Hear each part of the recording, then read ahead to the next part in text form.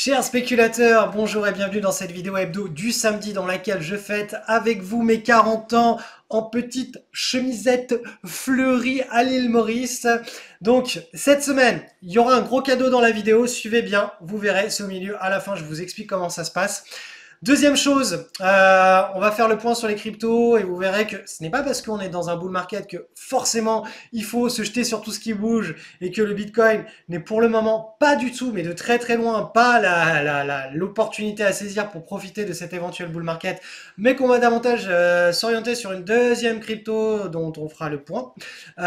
Vous allez voir que malgré, dans la deuxième partie de la vidéo, tout ce que l'on peut dire sur le marché des actions, sur l'effet domino d'une faillite bancaire, tout ce que racontent les catastrophistes, bah là, au fil des semaines qui s'écoulent, plus ça va et plus l'analyse graphique, pour le moment en tout cas, nous dit que c'est plutôt vers le nord que ça se passe que vers le sud. Donc, pour tous ceux qui ne veulent plus entendre parler des marchés financiers, c'est peut-être le moment de s'y réintéresser, au moins pendant les prochaines semaines, pour voir si on a le signal qui se déclenche vers le nord. Parce que là, les planètes sont en train de s'aligner les unes après les autres, je veux dire trimestriel, mensuel. Là, il nous manque juste l'hebdomadaire et le daily pour qu'on ait le signal de top départ d'un nouveau bull market. Et ce type de signal, après 1 an et demi de latéralisation, de correction, en général, ça mène sur quelque chose d'assez significatif, hein, à savoir une belle hausse de l'ordre de 30, 40, 50% des bourses. Donc potentiellement, on est en train de se diriger vers ce type de scénario. Donc n'écoutez pas tout ce que les médias vous racontent et les catastrophistes. Concentrez-vous davantage sur la psychologie des foules et sur les graphes pour vous créer un sentiment de marché qui soit beaucoup plus objectif. Donc, c'est parti. On parlera aussi de l'or, de Tesla, etc. Bref, c'est parti pour la vidéo. Analyse du Bitcoin avec cette semaine, donc on est en hebdomadaire, hein, une semaine de consolidation. Vous voyez qu'on est allé chercher très bas, on est revenu très haut au sein d'un range. Donc ça fait 1, 2, 3, 4 semaines qu'on latéralise, hein, donc la volatilité est en train de se calmer. On a une petite marge d'escalier qui est en train de se former. Idéalement, on voudrait une énorme marge d'escalier, je le répète chaque semaine, mais si on veut avoir une vraie proposition de trade avec une énorme asymétrie positive, il faut vraiment qu'on ait cette énorme marge d'escalier que je vous ai dessiné en vert. Sans cela, ce ne sera que des petits trades assez court terme avec des petits gains, des petites pertes, peut-être certains trades qui ramènent beaucoup plus que les pertes, mais c'est pas c'est pas le trade de l'année ou le trade de la décennie. Donc il nous faut quelque chose comme ça pour vraiment qu'on ait quelque chose de très propre et avec une énorme asymétrie positive et derrière le déclenchement d'une psychologie de la foule qui soit ultra acheteuse et qui engendre une bulle. Donc pour le moment on n'y est pas du tout, hein, il faudrait pas mal de temps. Cependant on est toujours en état de bull market, hein. Je rappelle, les crypto-monnaies sont en état de marché haussier. C'est pas parce que euh, on n'a pas un trade propre et clair qu'on n'est pas en marché haussier, hein. Il faut qu'on soit en marché haussier, ça c'est la première chose, et ensuite il nous faut une pattern qui soit extrêmement propre et claire. Donc il faut aller chercher sur d'autres cryptos pour pouvoir trouver des bonnes opportunités. Donc là en l'occurrence c'est juste que le Bitcoin ne propose pas le type d'opportunité que moi j'affectionne tout particulièrement. Bien entendu certains préfèrent trader d'autres types de patterns. Moi, ce n'est pas mon cas. Je préfère faire quelques trades dans l'année, mais qui soient extrêmement propres, qualitatifs et puis qui proposent des asymétries positives absolument hors du commun. Je veux des gros accidents positifs de richesse quand je m'expose sur les marchés, sinon je préfère rester cash. Là, ce n'est pas le cas sur les bitcoins. C'est probablement le cas sur d'autres cryptos. Je vous laisse faire vos recherches.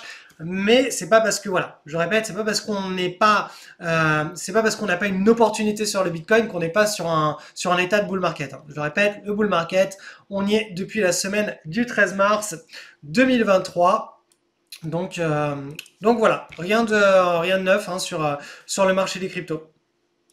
Sur l'Ethereum, donc l'Ethereum idem, hein, on est en bull market depuis la semaine là plutôt du 27 mars, hein, puisqu'on a eu le break ici la semaine du 13 mars, mais l'état vraiment, on est vraiment au-dessus du pivot, c'était davantage la semaine du 27 mars, et là on serait éventuellement en train de former la première séance ou la premier triangle, en tout cas la première marche d'escalier d'un nouveau bull market. Donc là, ça va vraiment être quelque chose à suivre hein, au cours des prochaines semaines, idéalement. Hein. Si on pouvait dessiner comme quelque chose comme ce que je vous propose en bleu, on aurait là un super beau setup de trading et ce serait davantage l'Ethereum qui prendrait la place du Bitcoin pour un trade spéculatif sur plusieurs semaines, voire plusieurs mois, et profiter du nouveau bull market qui est pour le moment en place sur les crypto-monnaies. Donc voilà, Ethereum qui a rebondi tout simplement depuis, avant c'était une résistance, là c'est un support. Il est venu chercher la zone de support, il est en train de rebondir. Donc idéalement, il faudrait qu'on latéralise là pendant quelques semaines avant de voir émerger un nouveau breakout. Je rappelle qu'il est extrêmement important hein, pour qu'on ait un mouvement sain, que ces patterns au début soient longues et que au fil du mouvement, elles se raccourcissent dans le temps. C'est ça un mouvement qui est pérenne sur le temps avec une psychologie des foules qui s'engraine, hein, c'est-à-dire de plus en plus de monde rentre graduellement sur la classe d'actifs en s'enflammant de plus en plus, etc. Pour qu'on ait ce type de psychologie des foules que l'on affectionne tout particulièrement, il faut que le momentum reflète cette psychologie des foules, à savoir au début, on a des patterns qui sont assez larges dans le temps, et puis au fil du temps, au fil que la sauce prend, hein, que le trend haussier se développe, on va avoir des marges d'escalier qui vont être de plus en plus courtes dans le temps. Jusqu'à ce que ce ne soit plus soutenable dans le temps et que on soit au paroxysme de la bulle et que là, on ait un retour de bâton très fort. Donc je vous l'ai dit en début de vidéo, ça y est, je suis en train de passer dans une nouvelle décennie, une nouvelle ère de ma vie, j'ai 40 ans et pour l'occasion, je décidais de vous faire un petit cadeau. Le lien est en description de ce cadeau et vous avez tout simplement 40%, moins 40% sur toutes les formations que j'ai créées, hormis l'école. Hein. Donc les formations sont tout le temps fermées, de manière générale elles sont tout le temps fermées, là j'ai tout réouvert. Vous avez moins 40%, le lien est en description. Vous avez simplement à utiliser le code promo spécial hein, quand vous cliquez là sur une formation.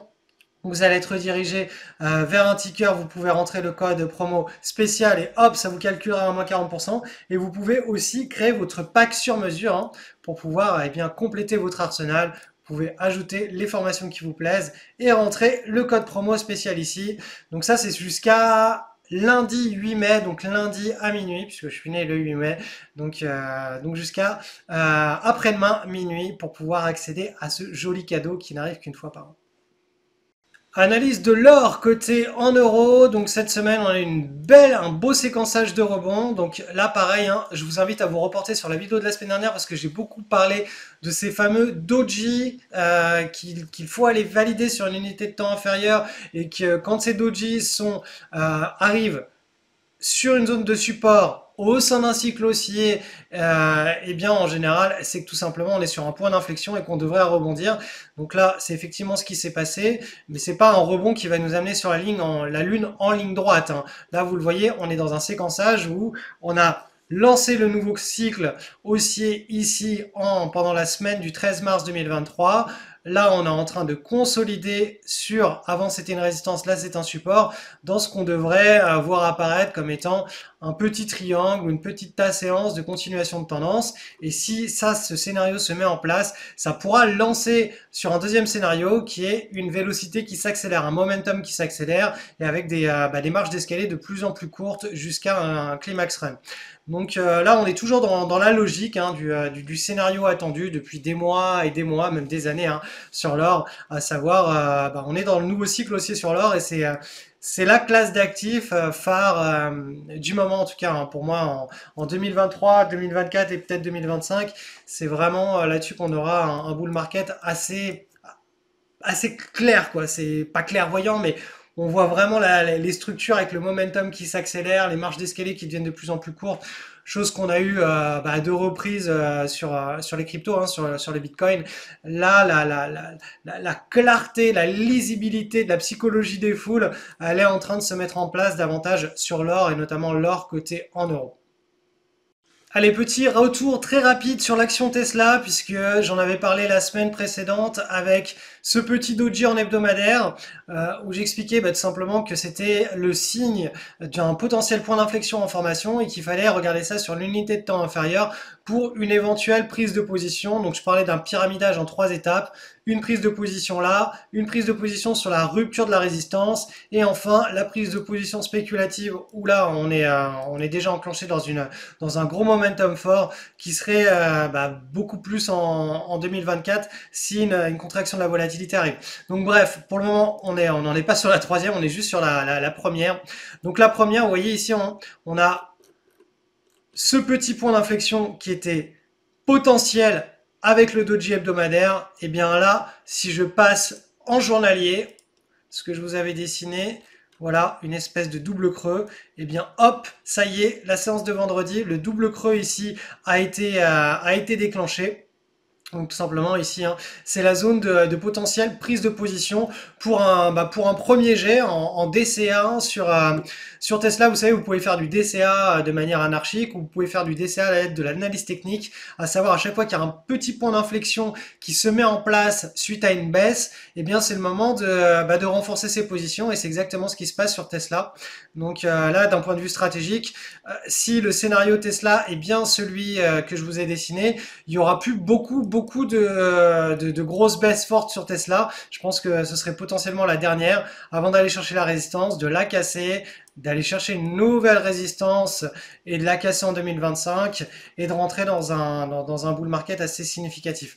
Donc voilà, ça c'est pour le scénario, je rappelle, ticket de loto de Tesla, où on a beaucoup d'analystes qui font de l'analyse fondamentale et qui voient l'entreprise Tesla récupérer des énormes parts de marché sur ces différentes industries, et les différentes industries ne sont pas juste l'automobile, ni l'automobile, la voiture pas chère pour tout le monde, mais il y a beaucoup d'autres segments.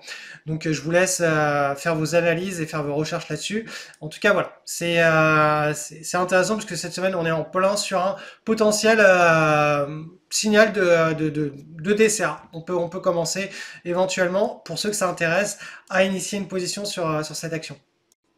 Analyse du SP500 avec une nouvelle semaine de stabilisation. On a pratiquement exactement la même configuration cette semaine que la semaine précédente. Et vous voyez qu'on est logé là sur une résistance, donc fameuse résistance que l'on doit travailler avec idéalement une contraction de la volatilité comme ce que je vous ai dessiné en bleu avant un éventuel breakout qui nous permettrait de passer d'un état de range market, où on est défensif, à un état de nouveau grand cycle haussier. Pour rappel, en mensuel, les cycles haussiers, c'est tout simplement quand on s'extrait de ces ellipses en vert.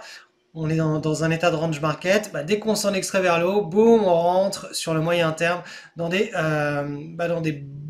belles tendances haussières. Donc là, en mensuel, le mois d'avril, on a craqué déjà un support, ce qui est une très bonne chose. Maintenant, reste à aller sur l'unité de temps inférieure pour voir le top départ. Et le top départ, là, pour le moment, il est pas encore initié, mais on voit que ça travaille, la résistance. D'ailleurs, si on descend sur du journalier, hop, on va voir que on est en train de dessiner ici, alors je vais enlever les bandes de Bollinger, on est en train de dessiner ici une potentielle, voilà, figure chartiste en triangle. Et donc ça pourrait se jouer sur quelques jours, peut-être le mois de mai. Et donc si on a cette continuation avec une contraction de la volatilité et qu'on break vers le haut, et bien donc d'ici la fin du mois de mai, et bien on aura en hebdomadaire ce signal de top départ ici, et on sera dans un nouveau cycle haussier, et ça viendra confirmer en mensuel la tentative de signal, là, le signal qu'on a eu le mois dernier. Il va bien entendu falloir, pour qu'il soit validé ce signal, et bien que sur le mois de mai ou sur le mois de juin, on clôture à nouveau au-dessus, et là on aura un signal de top départ.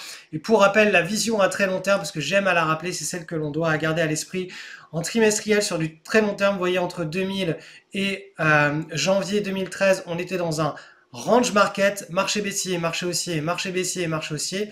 On s'est extrait de ce range market, on est parti dans un nouveau grand bull market. Et vous voyez, depuis qu'on est dans ce grand bull market, eh bien, La moyenne mobile avant trimestre a été testée, c'est un support testé pendant la crise Covid, testé pendant la crise inflationniste, guerre en Ukraine. Et bien pour le moment ça tient. Donc tant que ça tient, on reste dans le scénario de la continuation du grand bull market, scénario que j'ai nommé scénario numéro 1. Et puis bah, bien entendu, hein, si on craque vers le bas, si on casse ce support, là on se retrouvera dans une logique telle que ce qu'on avait vécu entre 2000 et 2013, à savoir une succession de marchés baissiers, marchés haussiers, marchés baissiers dans un énorme range market. Donc pour que le scénario numéro 2 hein, se mette en place, je rappelle que en hebdomadaire, il faudrait tout simplement que bah, ce petit triangle que je vous ai dessiné ici, il soit craqué vers le bas. Donc pour le moment, on en est très loin. Pour le moment, on est beaucoup plus sur la logique de la continuation du grand bull market trimestriel, avec en mensuel un premier signal, un premier indice hein, que la tendance est en train de reprendre. On descend en hebdomadaire, vous voyez, c'est comme ça que se déroulent les scénarios. Hein. On descend en hebdomadaire, on voit ici qu'on a un triangle et que la volatilité est en train de se contracter. Là, ça fait 2 semaines là qu'on est en train de travailler la zone de résistance. Donc si au cours des prochaines semaines on la casse, on aura un séquençage assez intéressant. Et vous voyez que le séquençage, quand on passe en journalier, il est potentiellement en train de se mettre en place dans un triangle chartiste. Donc affaire à suivre, en tout cas je pense que d'ici, oui, la fin du mois de mai, milieu du mois de juin, on saura si, si le timing est bon pour un nouveau bull market assez proche. Donc petite précision hein, pour tous les élèves qui me rejoignent et qui profitent de mon anniversaire pour récupérer notamment toutes les formations au Swing Trade Daily, hein, donc toutes celles-ci, à moins 40%, donc vous pouvez vous créer votre pack en cliquant sur le lien juste en dessous là, cela vous donnera accès au canal Telegram privé dans lequel, avec la team, on met en place des cas pratiques, des cas live, des cas de trades perdants, de coupes, de trades gagnants, de trades très fortement gagnants. On essaie de timer quelques opportunités de marché ensemble. Bref, c'est l'une des meilleures façons de garder la tête dans les marchés et de correctement mettre en application toutes les formations au Swing Trading Daily. Ça s'appelle le canal l'anti-sèche du spéculateur. On a déjà, je crois, plus de 40 ou 50 témoignages d'élèves qui sont dedans et qui vous expliquent un petit peu ce qui se passe.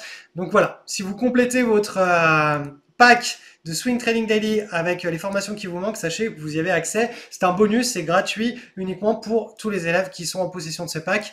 Et puis pour toutes les approches long terme, à savoir les portefeuilles où on ne développe pas une compétence, mais on est plutôt dans l'application d'une stratégie sans devoir y réfléchir, clonage asymétrique, qui est la nouvelle grande formation que j'avais développée l'année dernière, elle est réouverte et à moins 40%, donc profitez-en.